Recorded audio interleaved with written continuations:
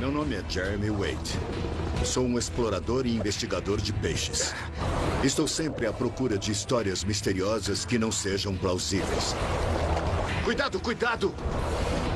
Opa, esse é grande. Uma dessas histórias que chegou até mim, vinda do extremo leste da Rússia, despertou meu interesse.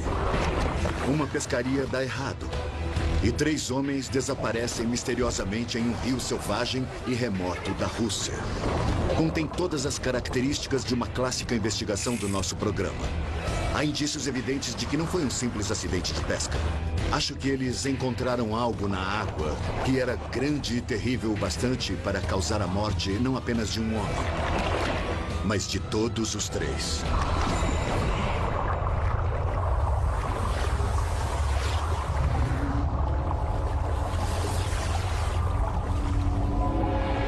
Monstros do Rio. Assassino russo. Outubro de 2009. No extremo leste selvagem da Rússia, no rio Amur, 3 homens saem para uma pescaria. Ну, хоть улыбнитесь, что ли? Такие прям серьезные. É o tipo de viagem que já fizeram muitas vezes. Só que dessa vez será diferente.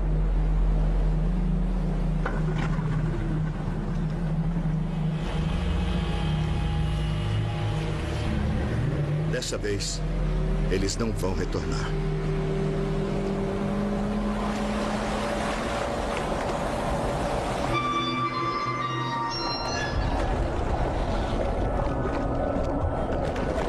Um ano depois, os corpos de 2 deles são encontrados, ou o que resta deles. Mortos há um bom tempo, aparentemente afogados. O terceiro corpo nunca foi resgatado. Durante anos, houve muitos rumores sobre desaparecimentos, mortes e monstros ligados ao rio Amur, mas é impossível obter mais informações. É como se houvesse algo na água que eles não queriam que o mundo externo soubesse nada a respeito. Nunca obtive uma informação concreta. Até agora.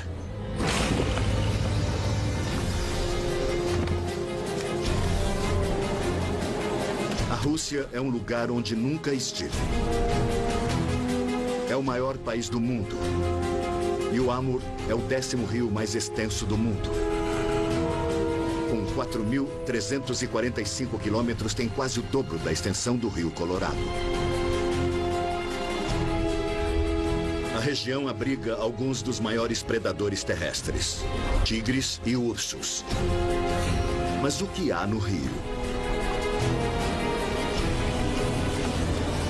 Segundo a lenda, o rio foi criado por um enorme dragão negro ao arrastar seu corpo vindo do mar. Mas algo ainda se oculta em suas profundezas, matando pescadores até hoje. Eu quero descobrir o que é.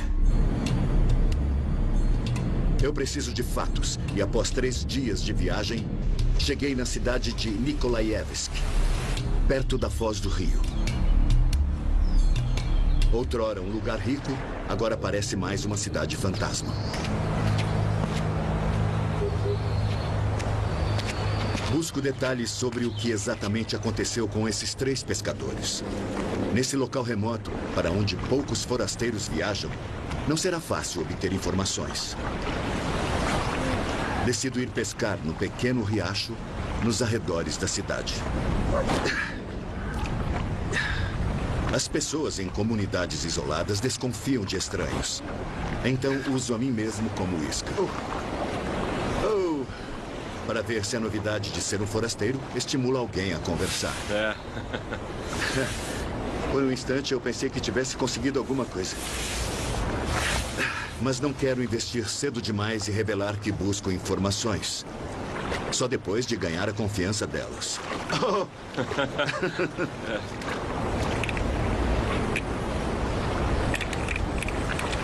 Olha. Esta?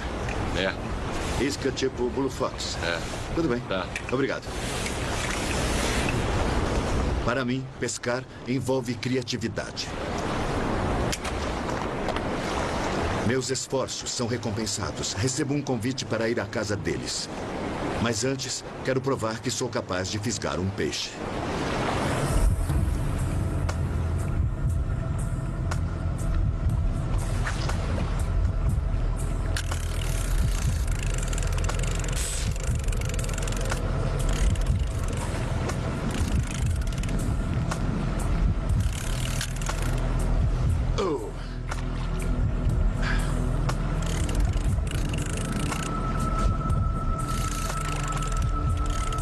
Mas onde quer que eu pesque, sempre há uma competição inesperada. Espera aí, tem um cachorro aqui. Oh, não, não, não, não, não, não, não, não. Oh. Não, não, não. Na Amazônia, eu tive de competir com um jacaré pelo peixe fisgado.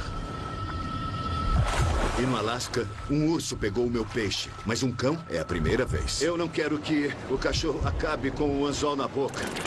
Isso não teria nenhuma graça.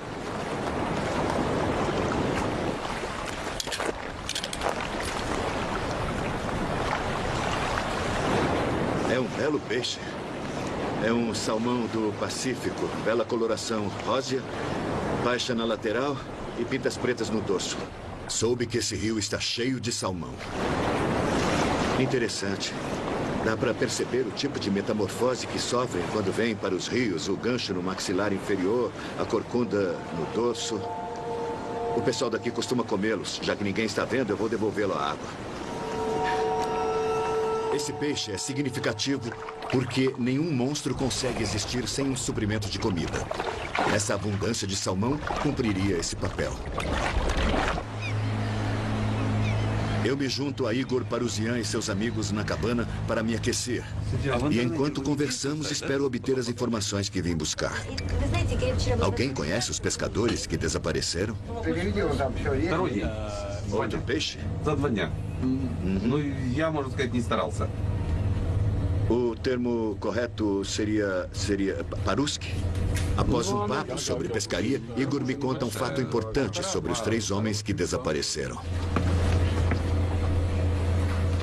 Eu consegui saber um pouco mais. Os pescadores não eram deste local. Eram de uma cidade um pouco mais além, rio acima.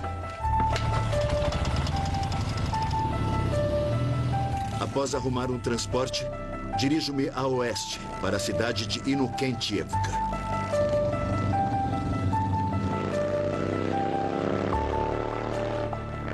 Com menos de 5.000 pessoas, essa comunidade pesqueira é uma dentre um punhado delas ao longo desse trecho do Amur. Há uma mistura de raças e culturas, todas reunidas por uma razão: peixe. Com uma população tão pequena, não seria difícil achar alguém que conhecesse os pescadores.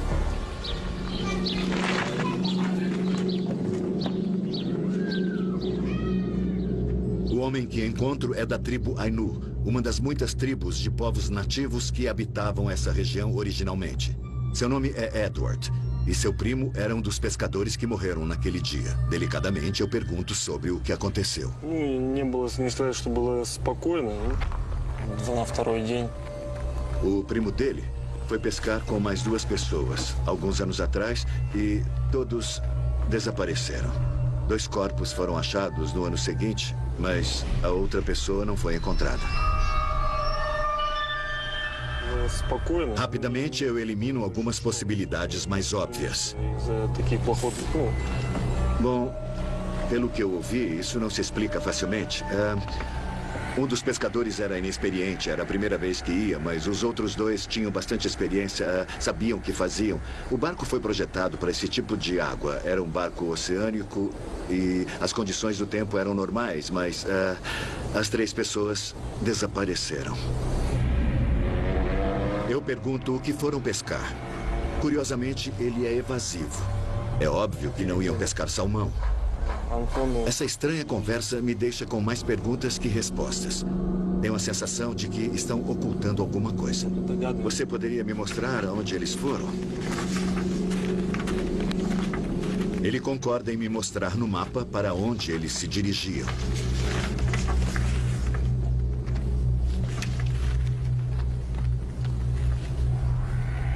Bom, ele me mostrou onde tudo aconteceu. Agora só me resta sair pelo rio. Desconfio que o que eles tentavam pescar possa de alguma forma ser responsável por esse trágico evento. Há alguma coisa oculta no rio que ninguém quer que eu saiba. Mas não partirei até capturá-la.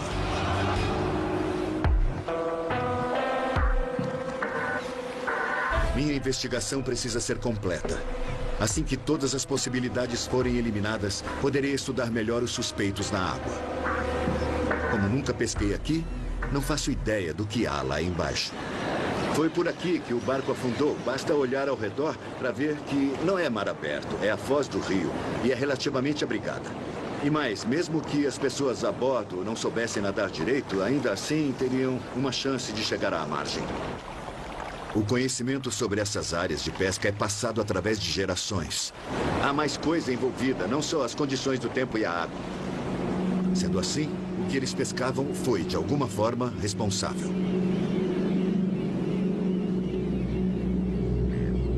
Alguns pescadores trouxeram alguma coisa numa rede que querem me mostrar. Oi, tudo bem? Eles pediram que não mostrássemos seus rostos.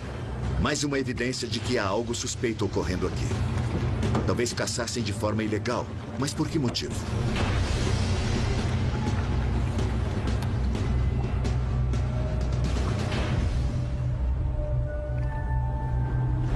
É uma foca. Ela morreu afogada na rede. Eu não esperava isso. Achei que fosse ver um peixe, mas seria uma foca, o monstro do rio Amur? As focas barbudas pesam em média 270 quilos. Ao se enroscar e se debater numa rede, ela é grande o bastante para arrastar um pescador descuidado para a morte. Parece que há muitas por aqui, mas, bom, em geral, na foz do rio. Perguntei se as focas causam acidentes de pesca. Eles respondem que nunca souberam de nenhum. O problema com as redes é que elas não discriminam nada. É óbvio que saíram para pescar um animal grande pelo tamanho da malha. É grande demais para pescar salmão. Se não tentavam capturar focas nem salmões, o que eles pescavam? De novo, não obtenho resposta.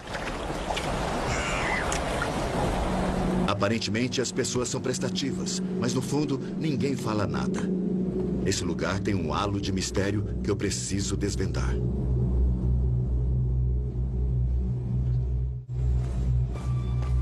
Nos mercados de peixe sempre consigo informações. Sem nenhum por perto, vou até a fábrica de processamento de pescados.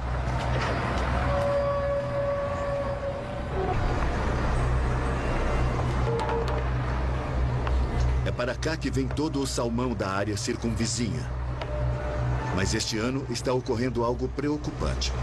O salmão está sendo descarregado desse caminhão. Tem aparecido tão pouco salmão no rio este ano que os únicos peixes que chegam à fábrica vêm de caminhão lá da foz do rio.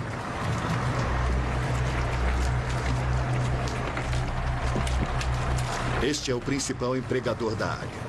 Sendo assim, não há ninguém melhor para me dar informações sobre o monstro. Mas em vez de obter respostas, minhas suspeitas só aumentam. As pessoas são bem amistosas, mas de novo parece que ninguém quer revelar nada. O que está havendo?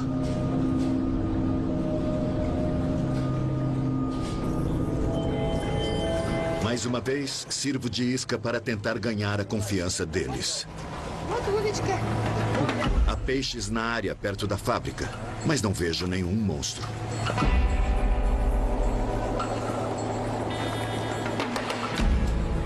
Esse aqui parece um rutilo.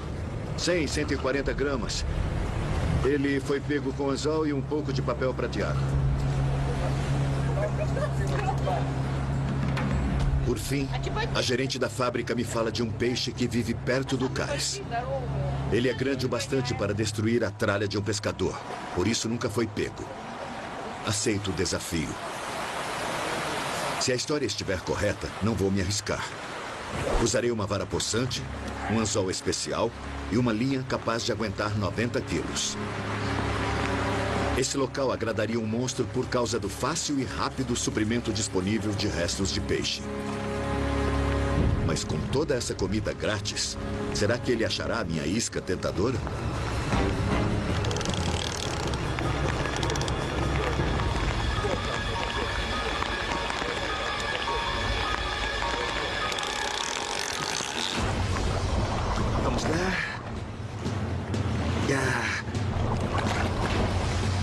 mais uma surpresa.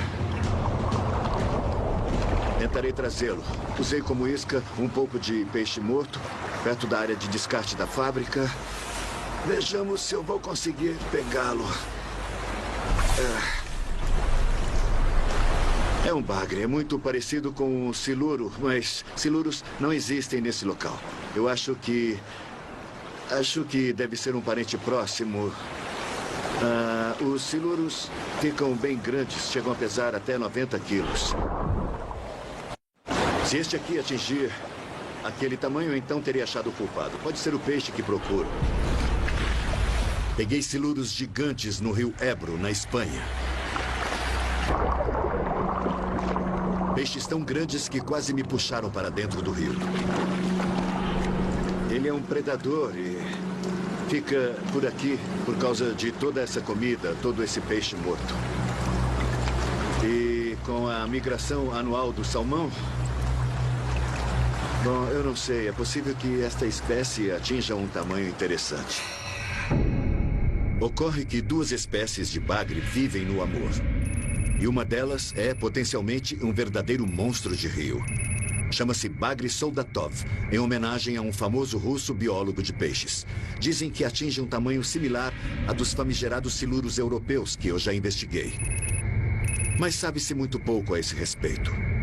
Seria um bagre gigante alimentado com o descarte de peixes dessa fábrica, o monstro do rio Amur?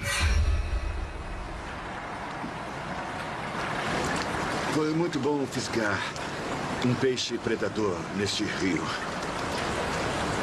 Estou quase acreditando que o que vive aqui e destrói o equipamento dos pescadores é um gigante superalimentado. Um destes. Mas seria ele responsável pelo sumiço de 3 pescadores?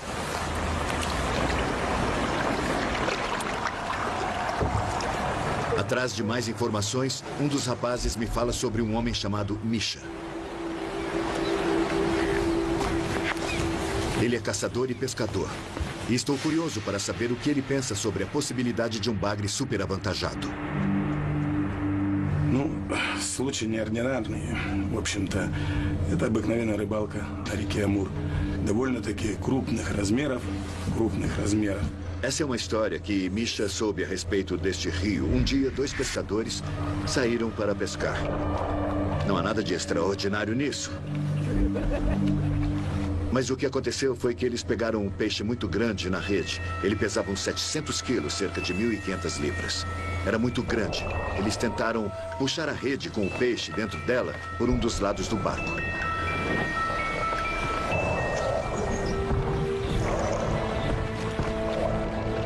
O peixe era tão grande que virou o barco e eles caíram na água fria. Foi no final do outono. A água estava tão fria que eles morreram. É a evidência conclusiva de que eu precisava quanto a haver um peixe grande o bastante para afogar pescadores. Que tipo de peixe era esse peixe que eles tinham na rede? Mas o que ele começa a descrever não era um bagre. Era algo ainda mais monstruoso.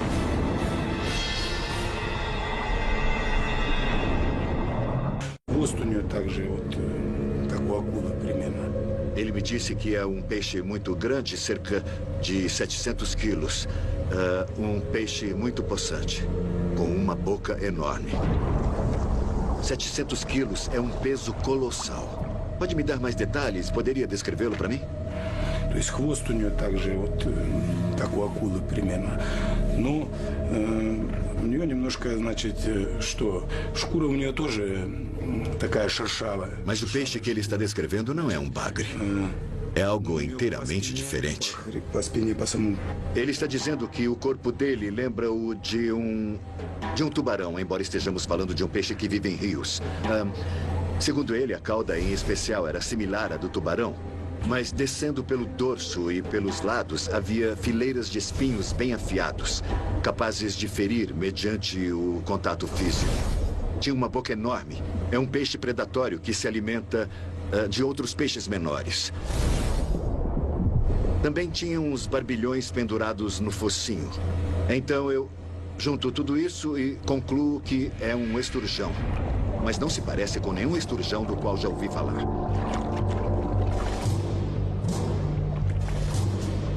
E esse peixe que eles tinham na rede, que tipo de peixe era? Это очень большая рыба, которая водится на Амуре. Значит, это калуга. Finalmente, um nome para o meu culpado. Kaluga. Um peixe monstro que matou pescadores no passado. Será que os 3 homens morreram afogados tentando trazer um esturjão enorme para o barco? Рот большой, потому что... Um monstro de 700 quilos seria um peixe tanto. Será que eu conseguiria pegar um?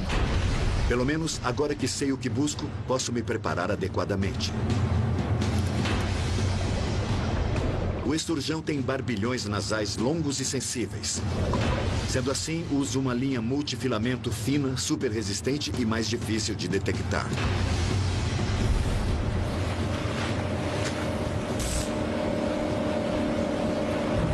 Pela minha experiência anterior na pesca do esturjão nos Estados Unidos, eu sei que os peixes, não só ele, todos os peixes gostam de águas profundas. Se houver uma cavidade no fundo, a comida trazida pela corrente acaba se depositando ali. Então, essa comida vai se acumulando ali e é exatamente nesse local que os peixes ficam para interceptar o alimento que está chegando. Nesse vasto rio, os perigos são óbvios. É incrivelmente fundo e as correntes são mais fortes do que parecem. É um local que pode engolir e já engoliu pescadores sem deixar rastros. Vai bater no fundo. Dá para sentir quando bate no fundo. Bateu. Bateu.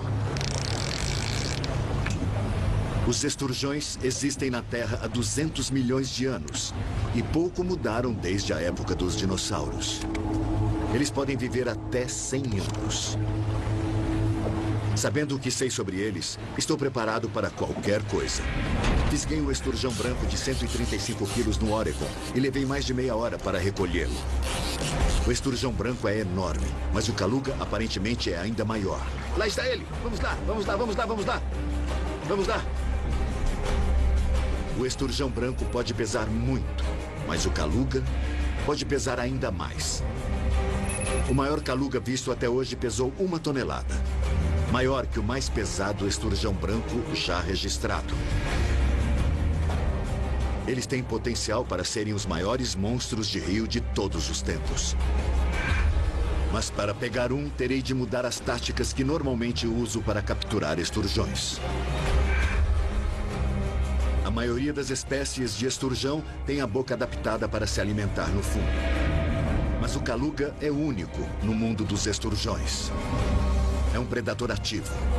Com sua boca projetada para frente, ele caça salmões e outros peixes, engolfando-os nas maxilas cavernosas.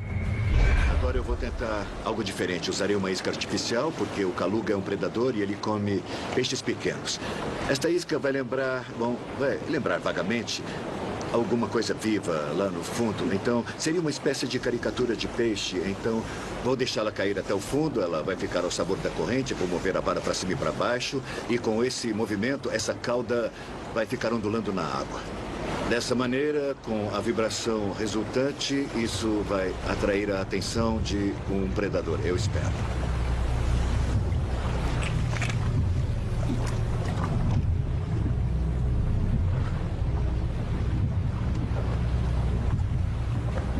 De repente, percebo que não há outros pescadores aqui. E agora descubro por quê. Polícia fluvial.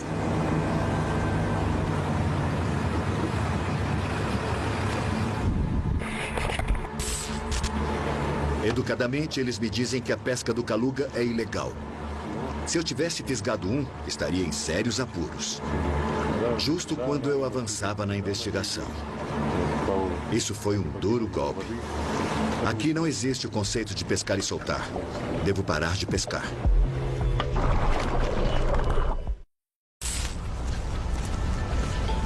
Por que as pessoas se dispõem a arriscar sua liberdade só para pegar um peixe?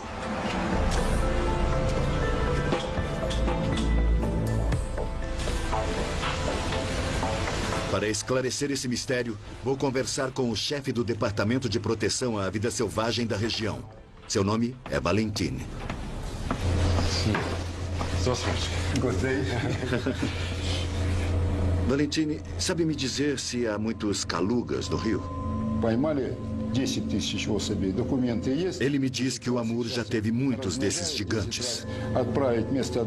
No passado, ele se lembra de ter visto calugas gigantes saltando fora d'água, às vezes até 20 peixes de uma só vez, pesando cerca de 450 quilos cada. Eu já soube de esturjões que saltaram fora d'água. E se um deles cai sobre um barco pequeno, os resultados podem ser catastróficos. Há histórias de barcos que viraram ao serem atingidos. E inclusive um incidente que vivenciou. Ele estava num pequeno barco que acabara de se afastar de um navio. E após uns 25 metros, ele colidiu com um grande caluga.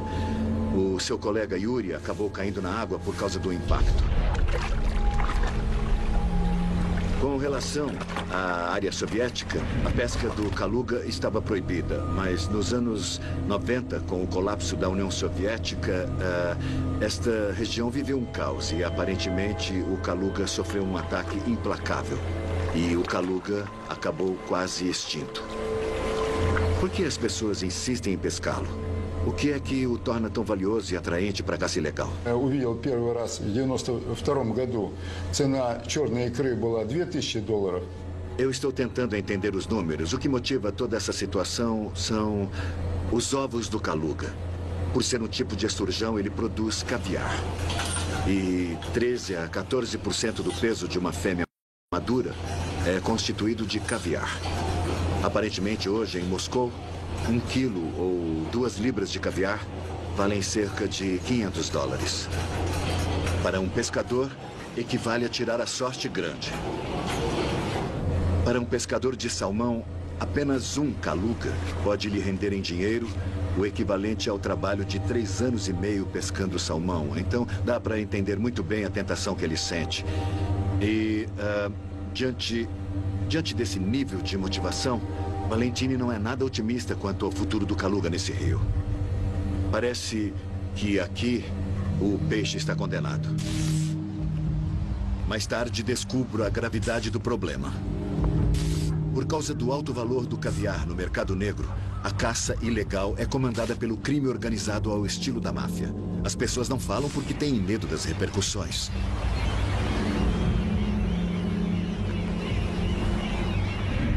Será que os 3 pescadores que sumiram encontraram um dos últimos gigantes e na batalha decorrente perderam suas vidas?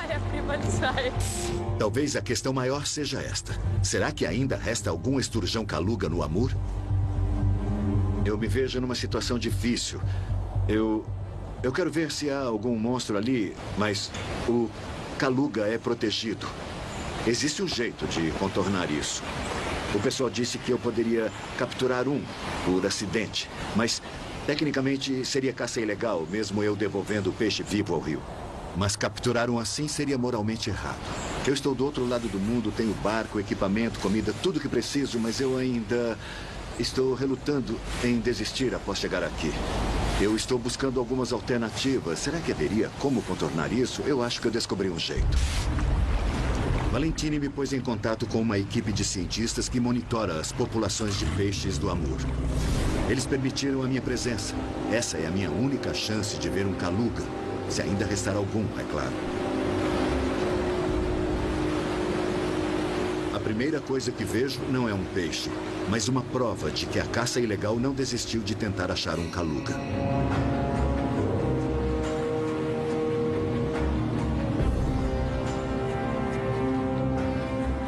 Dois barcos em alta velocidade.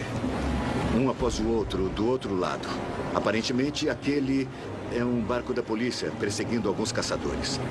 No momento, eu acho que os caçadores estão escapando. A distância entre os dois barcos está aumentando.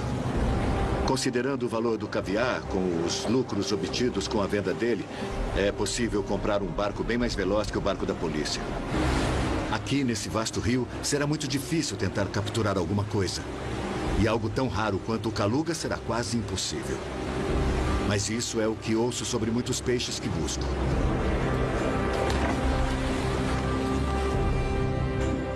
Normalmente pesco com vara e linha, mas esses cientistas usarão uma rede de deriva. Muita gente que sempre pesca com linha Acha que pescar com rede é muito fácil. Basta jogar a rede e esvaziar o rio. Mas, na verdade, é bem técnico.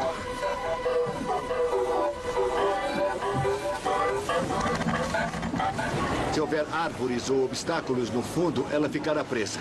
Também no barco, de onde ela é lançada, ela pode enganchar em alguma coisa, no equipamento, ou até mesmo na roupa, em alguns botões ou algo assim. Obtive permissão para fazer isso porque estou com uma equipe científica autorizada.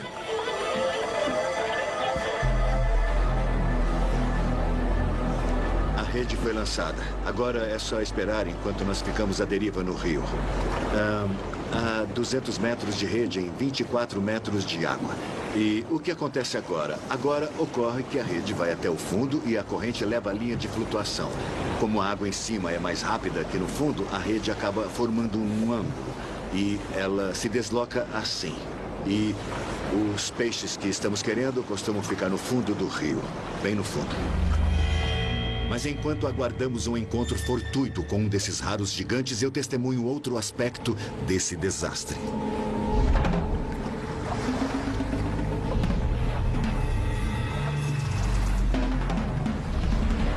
Isso é bem assustador. Parece uma migração de peixes. Há várias nadadeiras fora da água. São salmões de cabeça para baixo, com as nadadeiras caudais à mostra. Estão à deriva, na corrente. Todos mortos.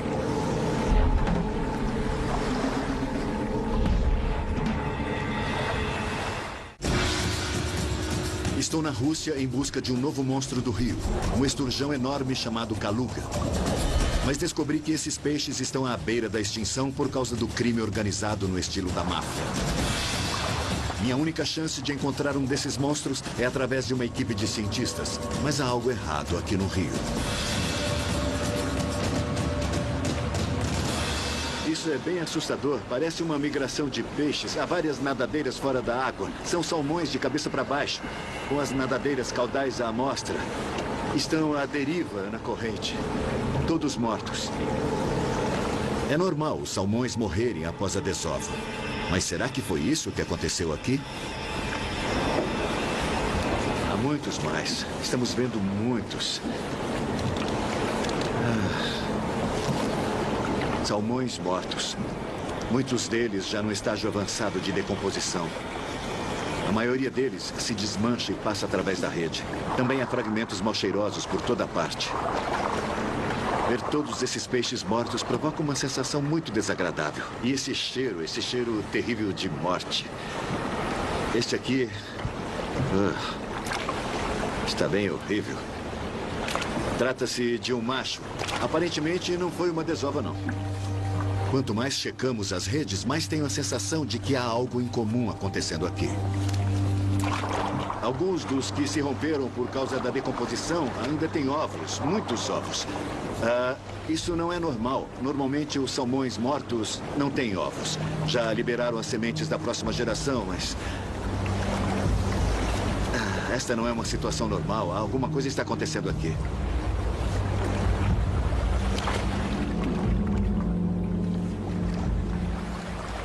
Ao voltar ao barco de pesquisa após uma pausa, encontro alguns salmões ainda vivos perto da margem e decido fazer um teste usando um termômetro emprestado pelos cientistas.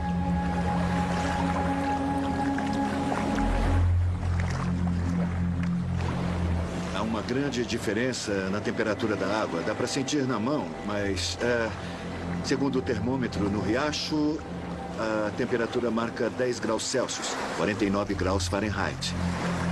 Na foz do riacho, onde os salmões se concentram, está 15 graus Celsius, ou 58 Fahrenheit.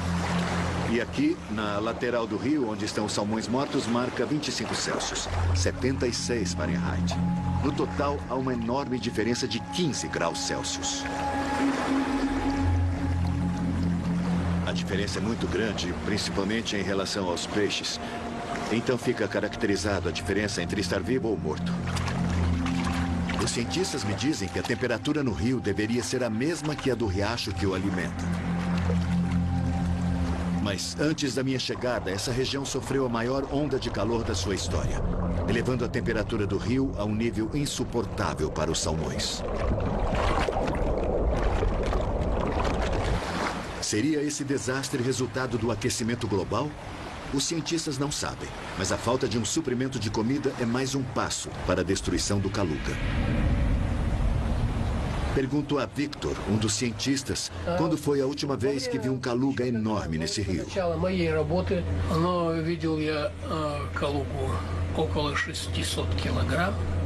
O Victor cresceu nas margens deste rio, o Rio Amur, e ele pesca nele desde que ainda era um garoto. O maior Kaluga que ele já viu pesava uns 600 quilos. O maior que ele já pegou tinha cerca de uns 550 quilos e quase 5 metros de comprimento. O interessante é que ele se lembra da data exata em que o pegou, no dia 6 de agosto de 1981. Faz mais de 30 anos que ele pegou um Kaluga enorme aqui. Mas ele me conta uma história que talvez dê uma pista para elucidar o mistério dos pescadores sumidos. Há mais ou menos 40 anos, um pescador de seu vilarejo foi pescar usando anzóis. É uma técnica bastante interessante, pois os anzóis não têm isca. Os peixes batem na linha e ficam presos. O pescador, então, saiu sozinho para recolher a linha e não voltou mais.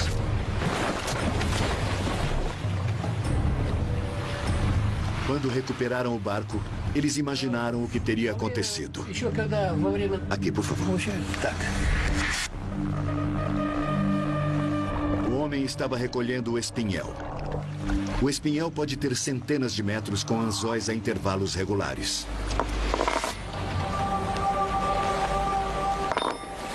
Em algum lugar da linha havia um Kaluga. Ao sentir que era puxado para a superfície, o peixe se apavorou.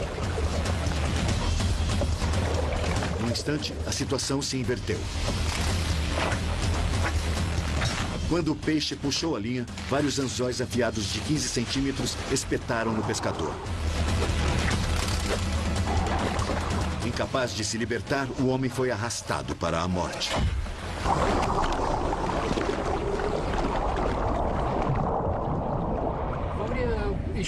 Essa história se assemelha a um caso que investiguei no Congo, quando procurava um bagre gigante local. Porém, mesmo o maior deles pareceria pequeno diante do Kaluga que procuro aqui.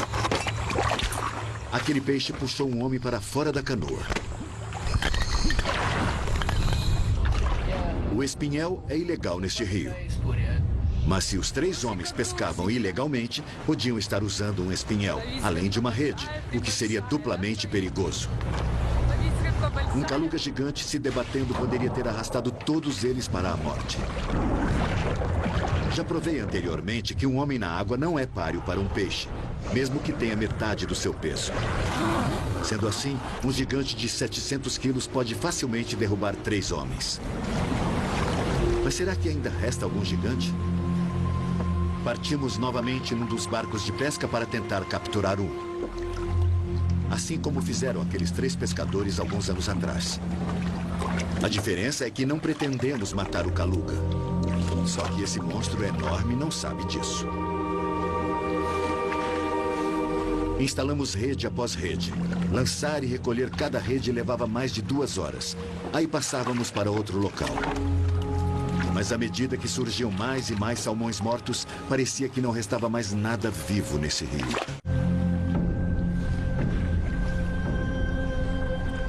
Após meio-dia no rio, finalmente pegamos nosso primeiro esturjão. Não é um Kaluga, mas um esturjão de Amur. É menor que o esturjão. É um esturjão comum e a boca dele é similar a um tubo telescópico. Ela desce. Não é uma boca de predador. Eles comem alguns peixinhos quando ficam maiores, mas ela serve para sugar crustáceos e similares, alguns itens comestíveis que existem no fundo do rio.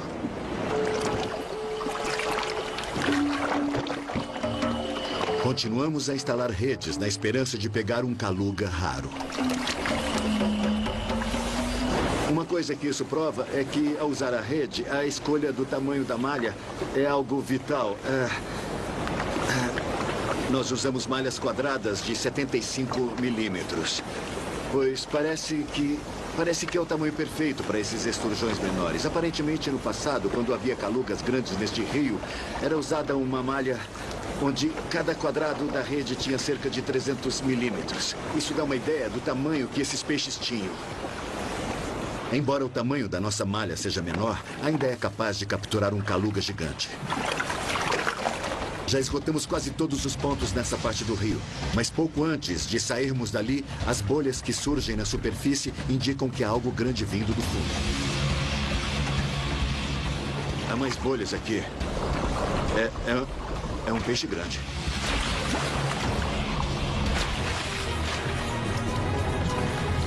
Finalmente avisto um desses animais raros.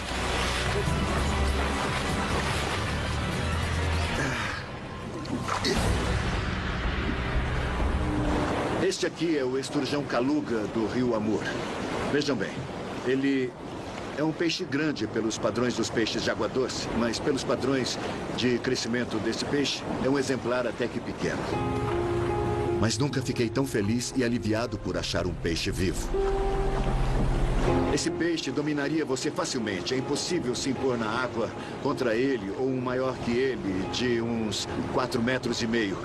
Agora acredito nas histórias dos barcos destruídos que acabaram no fundo e jamais foram encontrados. Receio que o último dos gigantes possa ter desaparecido.